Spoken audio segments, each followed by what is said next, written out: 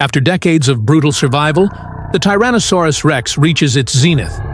At 40 feet long and 8 tons of bone and muscle, it doesn't just dominate.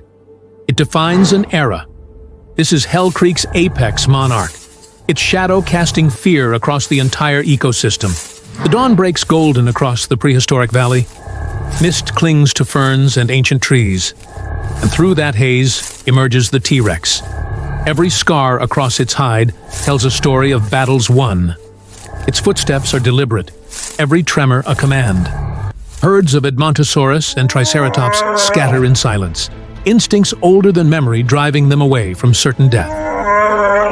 During mating season, the stakes are higher than ever. Males bellow across vast territories, their calls a thunderous echo, meant to intimidate rivals and attract mates. When two males collide, it's a ballet of brute force. Massive bodies circle, tails whip the ground, jaws clash. These are not battles to the death, but trials of dominance. And when the dust settles, the victor earns the right to pass on his genes. The female lays her eggs in a concealed nest of ferns and soil. There, guarded by camouflage and instinct, the future of the species begins. While fossil evidence doesn't prove parental care, some researchers like Horner, 1999, Journal of Vertebrate Paleontology, speculate based on nest site fidelity and proximity of juvenile remains that limited guarding behavior may have occurred. Even the shadow of the tyrant carried a hint of care. But even in this reign, challengers appear. A smaller Rex dares to step forward.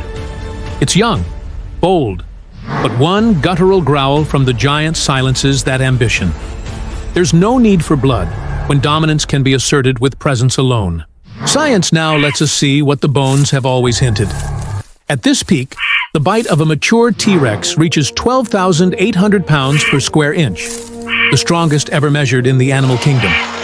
Verified by Bates and Falkingham in 2012 using computer models published in Biology Letters, it's a force capable of snapping steel, crushing bone, and rewriting everything we thought we knew about predators. And yet, even King's age. Leaves rustle under the late afternoon wind, tracks hardened in the mud show signs of slowing pace. The light dims, not just in the sky, but in the legacy of the king. Once unstoppable, the T-Rex now faces its final chapters. Wounds take longer to heal. Prey becomes harder to catch. And in a world of rising competition, even titans must yield. A young rival shadows him, learning, waiting, the same way he once did.